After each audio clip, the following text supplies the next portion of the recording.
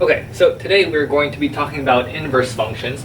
This is an extremely exciting topic, at least for me, and there's a lot of really beautiful geometry that we're going to see about inverse functions.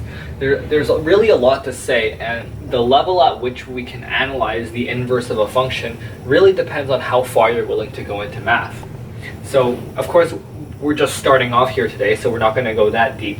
But if we have time, maybe at the end, I'll say one or two things about higher level math and their attitudes to inverse functions. Okay. So the first thing that we're going to do is quite simple, really. We are going to pretend we are solving the equation x plus 2 is equal to 8. Now hopefully you can just look at it and see the answer, but I want you to go back and think about the very first time you had to solve something like this. You kind of have to do some steps, right? You have to subtract 2 from both sides. Maybe you would do something like this, and then you'd say, oh, these two cancel out, and then you get x is equal to 6. Okay, so that's all well and fine, but here's the great thing. If I change this number 8 to a 7, you wouldn't have much of a hard time doing this again. You would do the exact same procedure. You would do x plus 2 minus 2 is equal to 7 minus 2, and then this is equal to 5. And, you could do this as long as you would like. So now let's think about just putting a box here, okay? And in this box, I can put in any real number. How would I solve this equation? Well, I don't even have to know what the real number is, right? I can just subtract 2, just start off by subtracting 2, right? And then that will be my value of x. We can just take our box minus 2. And that for sure will be the answer to our question. In fact, the idea that you could do this for any real number sort of should remind you of how you started talking about functions anyways, right? Because isn't that what a function is? You're just doing the same operation to any real number. So think about this now as a function. This here is doing something. It's doing something to the box. In particular, what it's doing is it's doing the function subtract 2. Right? What function do we know subtracts 2 from some number? Well, it's just the function f of x is equal to x minus 2. Okay, so what's the big deal about that? Let's look at our original equation, which was x plus 2, and think of that as a function. Okay, so let's say f of x is equal to x plus 2. Okay, now I'm going to call this one, instead of calling it f, I'll call it g. Okay, and we're going to graph these two. We're going to graph them and see what happens. Okay, so really quick, it should look something like this. This is x plus 2. And x minus 2 just looks like that. Okay, where this is of course 2 and minus 2. Okay, so not really much happened there, right? Or did it? Or did it? Okay, I want to notice something. Let's pick a point on x minus 2. Some random point, not one of these axes points. Let's just pick something that's way out here. For example, if I put a 3 in here, we have the point 3, 1. So this is the point 3, 1. Okay? And I also want to notice that over here, on this line, we have the point 1, 3. Just plug it in there, right? You'll see that we have the point 1, 3. Okay, why are we doing this? Let's do another one. Let's do the point, let's just go one more. We can have also 4, 2. And similarly up here we have 2, 4. Okay?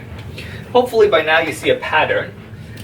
Along these pairs of dots that I've put here, all I'm doing is flipping the coordinates. Okay, so that's kind of neat. Alright, so I think that's all I wanted to do with that now. Let's consider another example.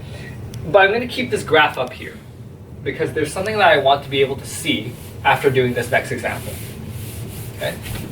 So in our next example, we're going to do the exact same thing, except we're going to consider how would you solve 5x equals box. Okay?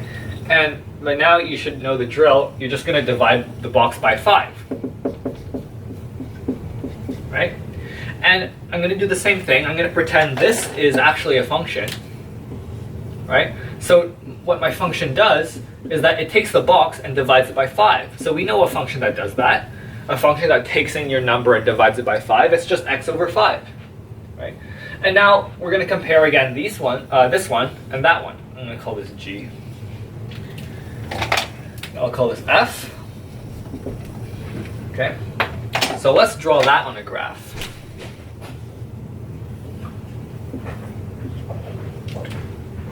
So the function 5x is going to look something like that. This is 5x. And the function 1/5 x is going to look something like that. Okay? Not the most perfect drawing, but you get the idea. Okay, and now what do I want to notice? Well, we know a couple of points on each of these, right? We know, of course, that if I put in a 1 here, I'll get 1, 5. But if I put in a 5 here, I'll get 5, 1. So again, it's really weird. It's like there's some sort of symmetry to what's going on here, right? Actually, it looks like this brown line is a reflection of the red line across this line, right? This line here, which is x equals y. So it's a reflection across the diagonal. Okay, well, we just did that for this example and that example. I mean, I guess it works here too. Does it work for any other example? And that's where I'm going to stop.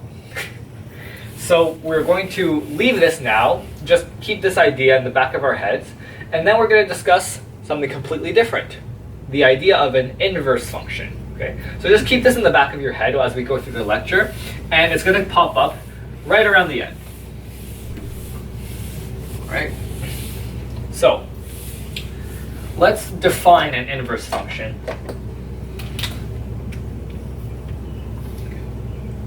So define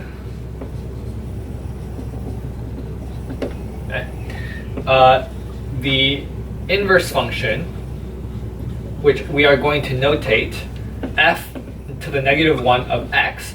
Now this I'm going to say a little bit more about after, but let me just finish. The inverse function f to the negative 1 of x is such that the following is true. Okay? So here's the thing that we want our inverse function to do. We want f negative 1 of f of x to equal to x.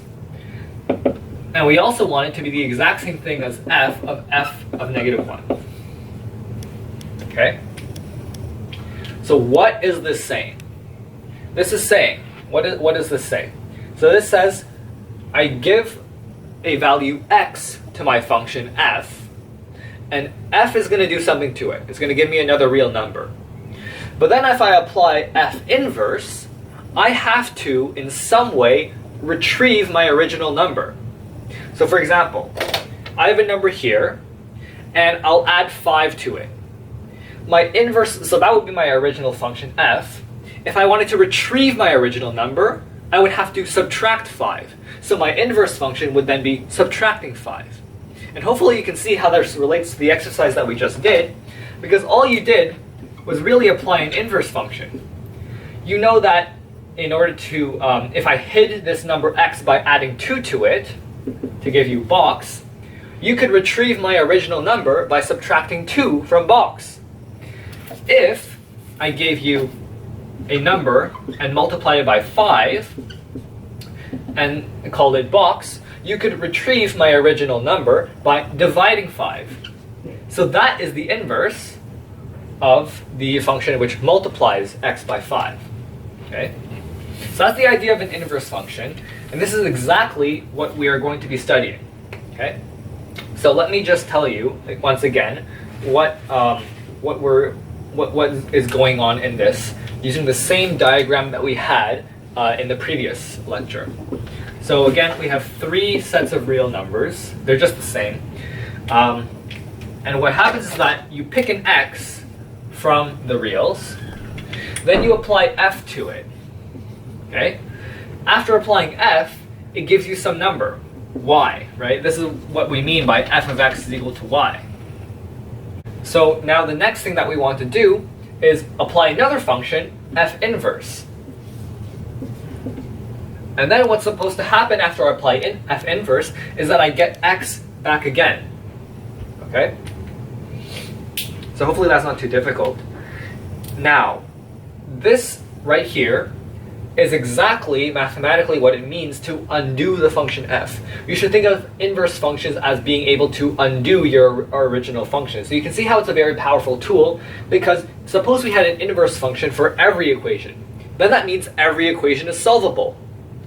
Is it true that every function has an inverse? That's a question that we're going to explore right now. Okay? But first, let's talk about some examples. So we're going to go through a general procedure that will allow you to find the inverse function. Okay? So let's just try and do it with a general linear example. So we have y is equal to 3x minus 2. Actually, let's call it f of x. Okay. And I want to find an inverse function, f inverse. So what I'm going to do is I'm going to first give you f inverse, and then later on we're going to check that this function that I've given you is actually correct. Right, so how would I begin to solve this? In the same way, we're going to pretend this is just a box. Okay? And we're going to ask, what do I have to do to my box in order to undo this? Okay? So here's what I have to do. If I'm solving for x, first I have to add 2 to the box, and then I have to divide by 3. That would give me x again, right? So what function adds 2 and then divides by 3? Well, it's just the function that literally adds 2 and then divides by 3. Okay? So our inverse function is going to be this, x plus 2 over 3. Now let's check that it has the required property. So here's our check. And this is what's really great about inverse functions, is that you can always check your work. Okay? So again, we need to show that f of f inverse, f inverse of f of x is equal to x. And we also need to show that f inverse of f of f inverse of x is also equal to x. And then we would have shown that our function is indeed the inverse. Okay? So let's go ahead and do that. To do the first one, all you have to do is this. What is f of x? Well, it's 3x minus 2. So let's put 3x minus 2 here. And then I have to apply f inverse. So wherever I see an x, I will put in this thing here, which is f of x. Right? So again, when I'm composing the functions, if I'm doing f inverse of f of x, wherever I see an x in f of f inverse, I have to replace it by f of x. So this is going to be f of x plus 2 over 3. But this is, of course, just the same thing as 3x minus 2 plus 2 over 3. And we are hoping that this gives us x. Okay? I should put brackets here. Okay, so what's the first thing you notice? Okay, minus 2 plus 2 cancel out. Okay, that's good. Oh, and then 3 cancel out. And it just gives you x. So we're done. Easy. Next, we're going to check the other way around. So here is f inverse. F inverse is that. And wherever we see an x in 3x minus in f of x, we need to replace by f inverse of x. So again, f of f inverse of x, that's just replacing every x with an f inverse x. So we're going to write 3 times f inverse of x plus minus 2. And then, what is f inverse of x? Oh, it's just x plus 2 over 3. Now, look what happens. 3 and the 3 in the denominator cancel out, leaving us just with x plus 2 minus 2, which of course is just x. So we're done. This is how I proved that my function was indeed the inverse.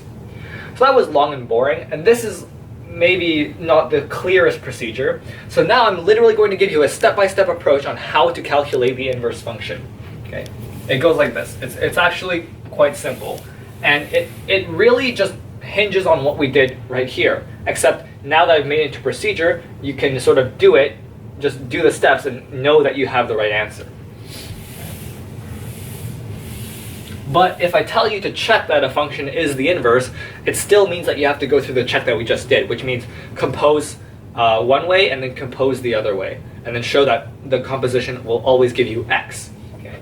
Actually, this is exactly why I covered composition of functions in the last video, because I knew we would be leading up to inverse functions.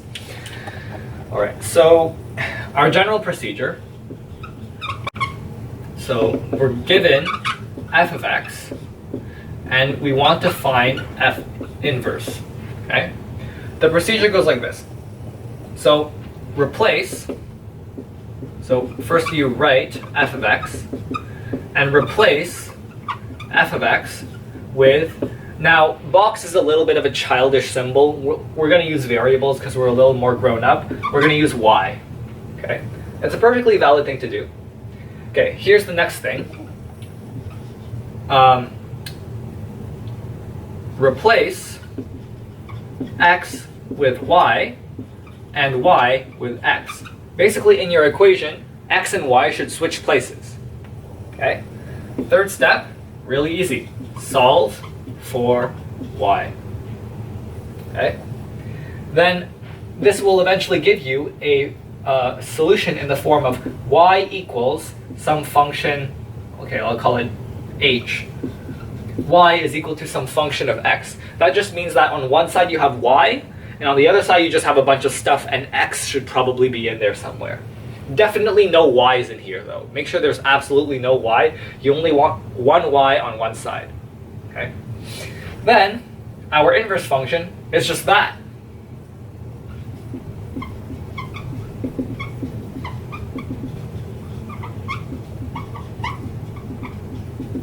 Okay?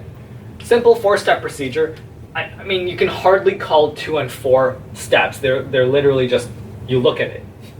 But hopefully that's not too difficult. We're going to use this procedure right now to try and solve some problems.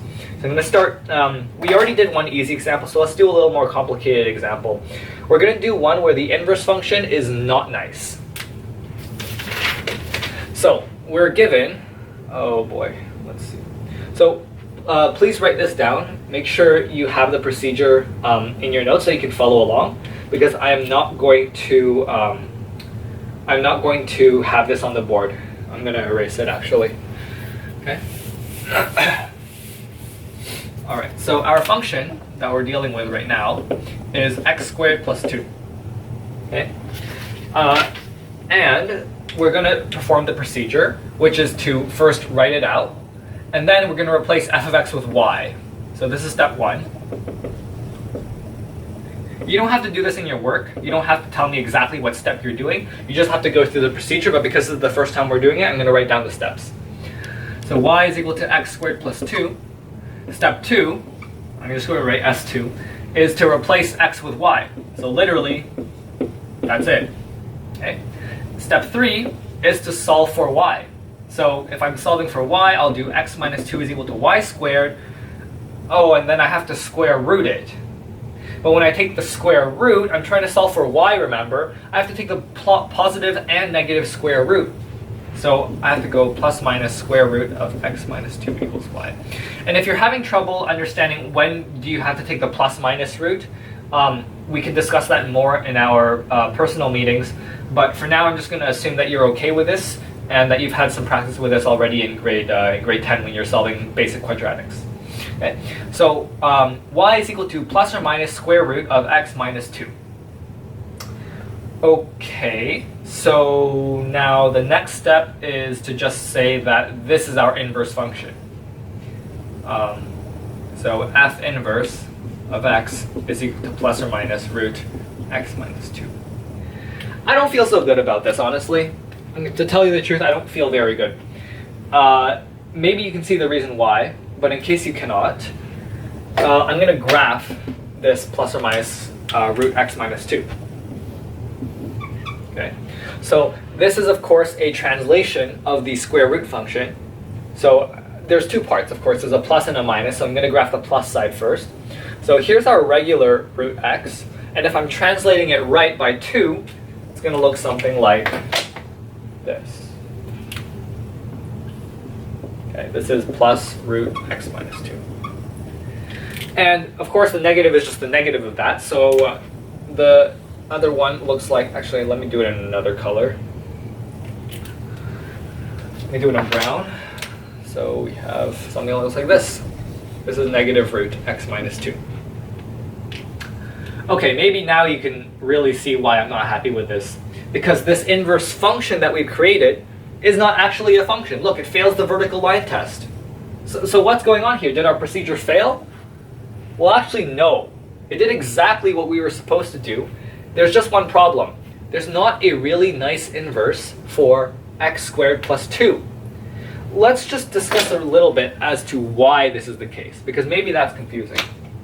So our original function, remember, was x squared plus 2, which has a graph that looks like this.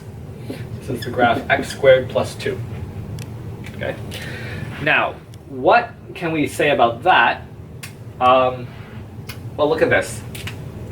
Given some value here, let's call it a, the point we have here, the point a, f of a, right? So that's this point here, a, f of a.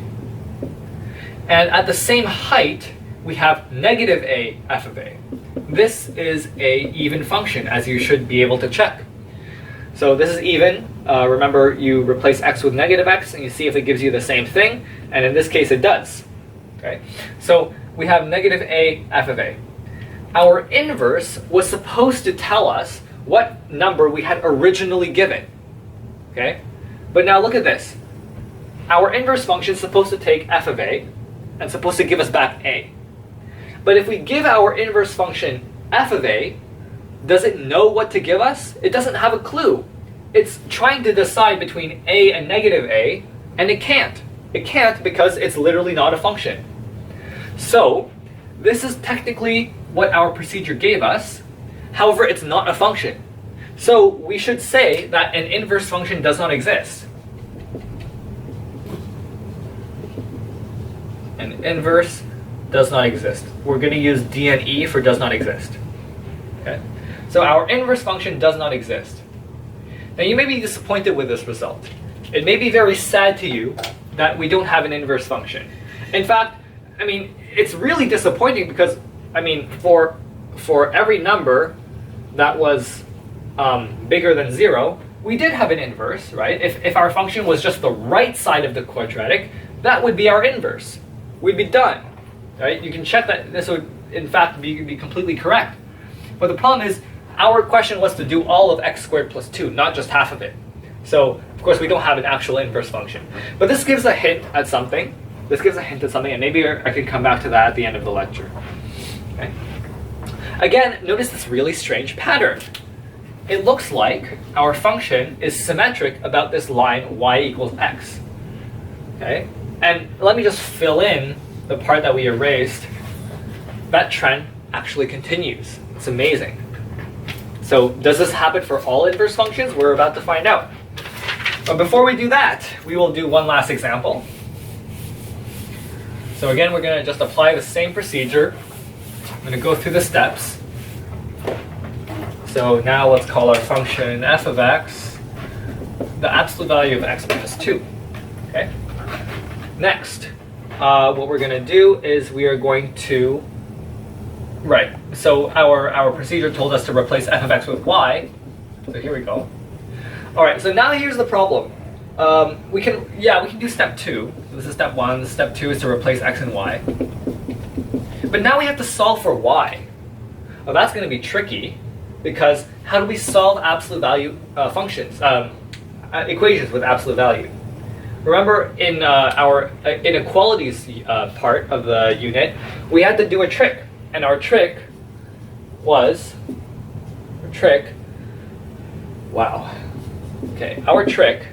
to split up into what happens when this thing is positive and what happens when the thing is negative, right? So again, case 1 is that y minus 2 is positive, right? And case 2 is that y minus 2 is negative. Okay. So in this case, what you can do is nothing, right? So in this case, we don't have to do anything. So do nothing. But in this case, we have to replace y minus 2, absolute value, with negative y minus 2, which is equal to negative y plus 2. Okay, so we're going to take this one piece by piece. So case 1, step 3 is where it gets tricky, of course, right? So we have case 1, where we can do nothing. So x is equal to y minus 2. And then we just have to solve for y, but that gives us y is equal to x plus 2. Easy. Case 2, we replace it with that thing, and we get x is equal to minus y plus 2. If you solve this, you get x is equal to, let's see, 2, should be y is equal to x minus 2. Right, that's what you should be getting. And then, step 4 was, look, we're done. But wait, we have 2 functions. How does that even make sense? How can we have one function that's 2 functions? There must be a mistake. So let's just graph it and just see sorry, I just realized this thing should be a negative x. Yeah, this should be a negative x plus 2. My bad. Okay. Anyways, as I was saying, this is still really concerning, because now we have 2 functions and we were supposed to only have 1. So what happened to the procedure? Has it completely broken down? Let's graph this, and then we'll graph these 2 and see what happened. Okay, so we're going to graph it. I'm going to erase this part here.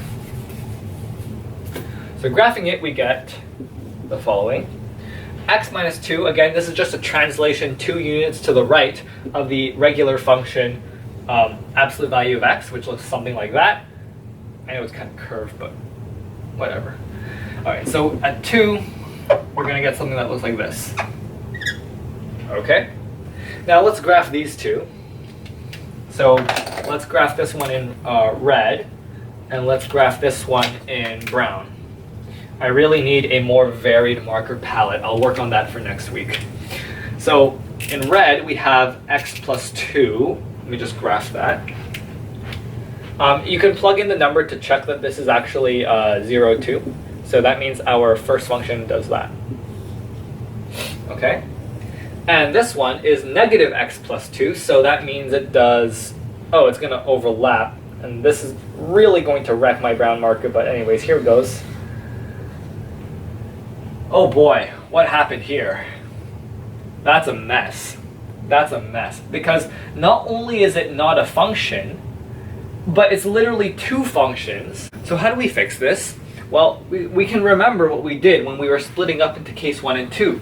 Recall when we were doing case 1, we assumed that y minus 2 was greater than 0, or in other words, y was greater than 2. On the other hand, here we assume that y minus 2 was less than 0, or y was less than 2. Right? So that's what we assumed. So that means we can take the red to be true whenever y is greater than 2. So I'm going to erase the part of this red line that is less than y equals 2. And then do the opposite thing for the brown part. So we'll actually get that. Okay? And the purple is going to just be like that. Okay? So that's a very weird graph. It still doesn't solve our problem, because as you can see, this is not a function anymore. However, if you look at this image for a while, maybe you should draw it out for yourself and try and think about it. You'll see that the purple and the brown red are actually mirror images of each other across this diagonal line once again. It's a very strange coincidence. And at this point, if you were the first person to be looking at inverse functions and you were just trying out a couple of examples like we are today, you should be looking at this and you should have a lot of questions. Like, why is this true? Is this true for all of them? And as it turns out, it is true. It is true, and this is the fact that we've been building up to this entire time. It is true that the inverse function in general is a mirror image of your function through the line y equals x. So let me just write that down. So geometric interpretation the inverse function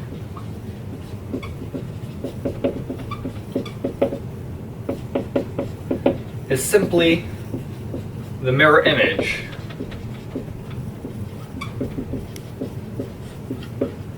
of f through the line y equals x. Now, it takes a lot of time to get this really around your head, but visually it should be perfectly clear. So let's just do one simple example. This is a really great fact because it means that if I just gave you some random function that you knew had an inverse, actually let me just make it a little nicer for us to work with because this is our first time doing it. Okay, let's say that was my function. I could get an inverse function just by like literally looking at this picture. So let's say this is my line y equals x. So all I have to do really is, be a little artistic and draw a mirror image of this through the brown line. Now, I don't know what tools you have for it, but I just typically tend to approximate it.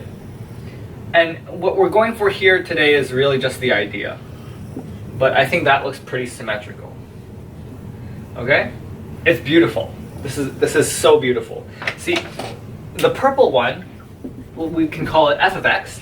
And just because I drew this mirror image of the purple in red, I know immediately that this is f inverse of x.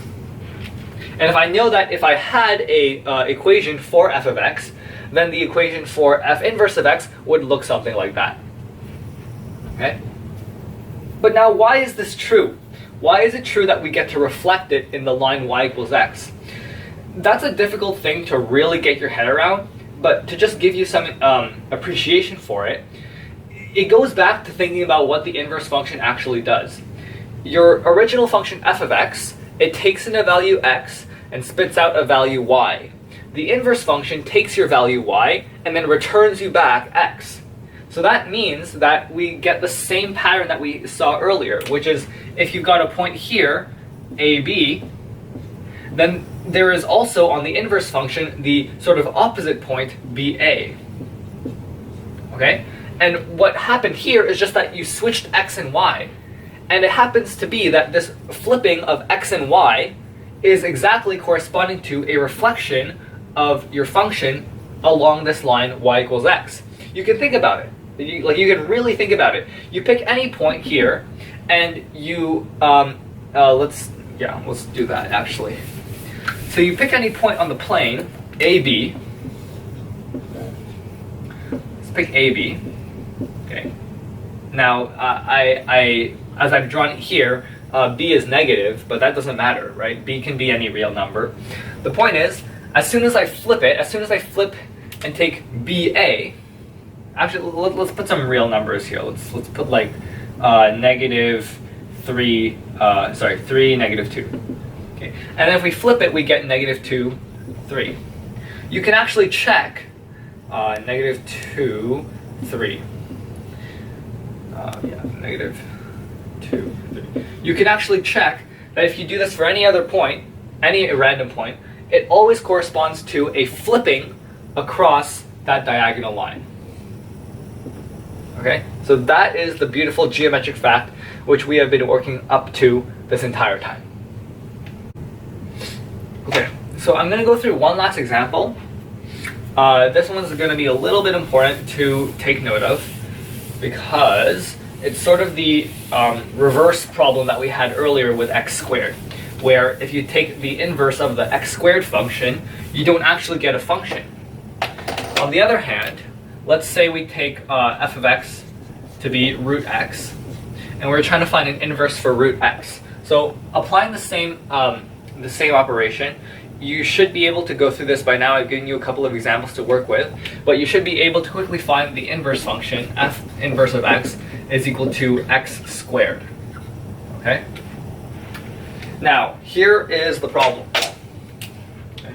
And, by the way, I would like you to try this on your own. Just make sure that you can do this. Make sure that you're comfortable. You should be able to get this as your answer at the end. But anyways, here's the problem.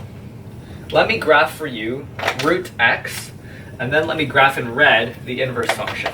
So I'll graph in red f inverse of x squared. Okay? Both of these are quite simple graphs. One looks like that. The other one looks like that. Okay, so it looks like we have a problem here. Because remember how we said that the inverse function should be a mirror image of your original function? Yeah, well, that's not happening here, right? Because we have this thing. The mirror image should really just be that. But where did this come from? This is not supposed to be there. Right, so that is the issue. When you're solving for the inverse function using our procedure, these are the kind of things that our procedure cannot control. So we have to be very careful here, and we just have to note that if we were looking at this, we have to sort of ignore the left side.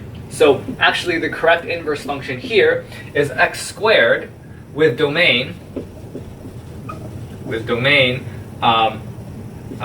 do it in interval notation today. Close interval 0, open infinity. Right? So we actually have to ignore this entire part, even though the x squared function we know technically goes here. Yeah. Okay. So that is just in order to preserve the correct idea of A inverse. Okay. Alright, so that is the last real example I want to do for today.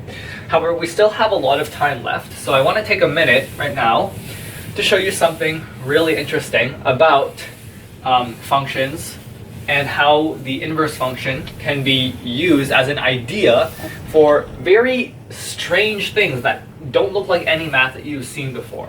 Okay? So here's the first idea. We're going to go back to drawing functions as literally assigning dots. Okay?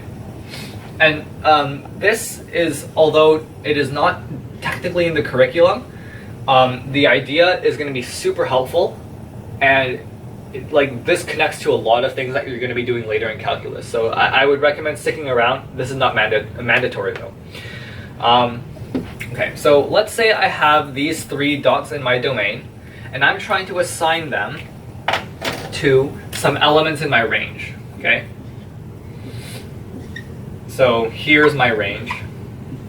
Here's my here's the other set that I'm assigning things to, and my function should assign one thing to one thing only, right? So I could do this, I could send them both here, and I can do that. Okay. So here's something to note. We didn't take care of all of these red dots. And that should be obvious. It should be obvious, in fact, that even if I tried to, I couldn't. The reason being because there is literally less stuff here than there is stuff here, right? So it's like really not possible. So let's maybe modify the picture a bit to get at least a little bit better. Okay, so let's do that.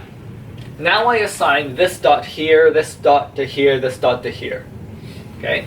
Now what happens is that I still wasn't able to cover the entire range. However, I do have in my image the same number of dots. So at least that's a step up. Okay. So a function that does this, a function that assigns one thing to one thing only, is called injective. Okay. So this is an example of an injective function. Sometimes we'll just call it an injection, which is really weird. if you're interested in health studies. Okay, so now let's flip this picture around. So just to be super clear, what's happened here is that I've assigned, to check whether a function is an injection, all you have to do is check whether everything in the image only has one thing going to it. Okay? And the way to classify it is to just note that the amount of things in your range should be the exact same as the number of things in your domain. Okay? That's how you know you have an injection. On the other hand, you could have something called a surjection. So what happens if I have more balls here than there are balls there? And I also do a function. Well, now, there is a way, I could just do this, right? This is clearly not an injection, and it's a pretty useless function. All it does is it sends everything in here to one thing only. However, you can see now how I can modify this function slightly so that I could do this. Right?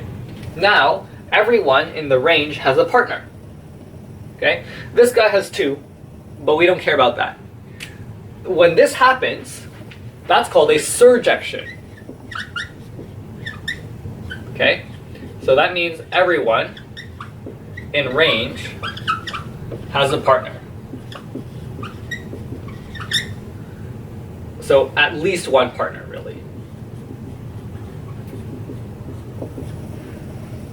Okay? Now, here's where we're building up to. I don't like the fact that we have these 2 people being paired.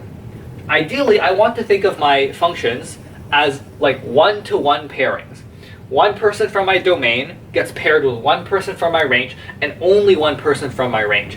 I obviously can't have one person from my domain pairing off the 2 people in my range, then it wouldn't be a function anymore. But I would like it for it to be one-to-one only. So here we don't have that. How can we change that? Well, I can add another dot in my range. Okay. And here's something fantastic. Although perhaps when I state it out loud is slightly obvious. The fact is, the only way we can get this one-to-one pairing is if there's the same amount of stuff here as there is here. Okay? If there was more stuff here than here, then my function would not be injective. It means that if I had one more person, if I had one more person in here, then my function would have to assign it to somewhere here, right? One of these guys, but all of these guys already have a partner. Okay, so it would only be a surge. Sorry, I made a mistake. It would only be a surjection. It wouldn't be an injection. Okay, and if I only had 3 people here, we would only have an injection, and it wouldn't be a surjection. This guy would not have a partner. So really, the function that I'm looking for is something called a bijection. So bijection, and this is the only term that you actually need to remember. These 2 are less important. Bijection means one element in your domain gets only, and this is a really strict condition, only one element in your range. Okay, and why do I care so much about this? Well, this is exactly what we've been trying to do this entire time. If we have our functions that are all bijections, then we will never have problems coming up with an inverse function. Recall, the problems that we had when we were thinking about inverse functions occurred when the inverse function wasn't actually a function, or when we had the inverse function didn't actually do its job properly. It did too much. So that was the case of x squared and root x. Okay? But if we have a bijection, where we only have one element in the domain gets paired with one element in the range, then we always have a well-defined inverse, because you're pairing 2 things together, right? So I'm saying this guy gets sent to this guy, but I can define the inverse as this guy gets this guy, right? So a bijection is literally the best way to have a function pair things together in a way so that you could get an inverse. Okay, so in your head, the word should really mean has well-defined inverse. Okay, with no issues. All right. So now why do I care about this? Well, let me just bring in a little bit of what I'm doing in my research project. So I researched something called topology. Topology is a really beautiful subject. It's about space that you can just sort of bend and shape without having any rigid structure like the coordinate plane on it.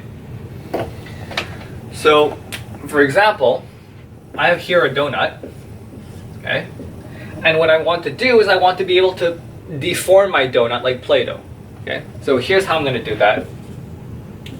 I'm going to turn it into a coffee mug, okay? Now you might be looking at these two and say, how is this possibly the same thing?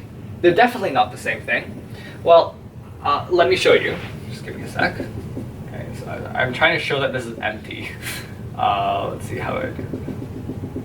Does that work? I think that works. Yeah. So it's empty. Okay. So here's how I'm going to show that this thing is exactly the same thing as that. So first, what I'm going to do is I'm going to take this and I'm going to make it a little fatter. So in my world, I'm allowed to move things as long as I don't destroy holes or as long as I don't create holes or puncture anything. So I can stretch the stuff in this donut so that it becomes sort of like that. And then what I'm going to do is I'm going to like sort of make a dimple in here, right? I'm going to make a small dimple. And then I'm just going to keep pressing and pressing down until it becomes sort of like a well, right? Then all I have to do is thin out the edges. And maybe if you've got a good geometric intuition, it's not too hard to see how you would in turn get a coffee mug. So what does this have anything to do with bijections and inverse functions? Well, the point is, because I obeyed this very specific rule that I wasn't allowed to rip anything or destroy holes, what we have is that every point in here had a partner back in here. So if I pick a point on this mug, I should be able to tell you exactly where that point came from. If I can't, that means my function was not a bijection, right? So the point is, these two, I consider them the same because of their inverse. Their inverse allows me to go from one to the other smoothly. So I can go back and forth between this one and that one, okay? So as you can see, the idea of an inverse function isn't strictly, isn't restricted to just functions in the 2D coordinate axis. We can get these really weird examples of functions as well, and the idea of an inverse is something that carries on over into these strange cases like this. Okay? So that's all I wanted to talk about for today. We are officially done Unit 1. Now here's the thing about the next unit. It's really short. I think I'm going to cover it in literally 2 lectures, and then we're going to be done, and we're going to move on to polynomials. Okay. The next unit is sort of your introduction, your formal introduction to calculus. You get a good idea of what we're going to be talking about in calculus, but the concept is a little tricky, and hopefully we'll be able to get through it without much difficulty. But it does tend to, it is a whole unit after all. So I do want to get over it as quick as possible, but you should be aware that this next unit that's coming up is going to be quite important for what we're doing next. Okay, I think that's all I wanted to do for today.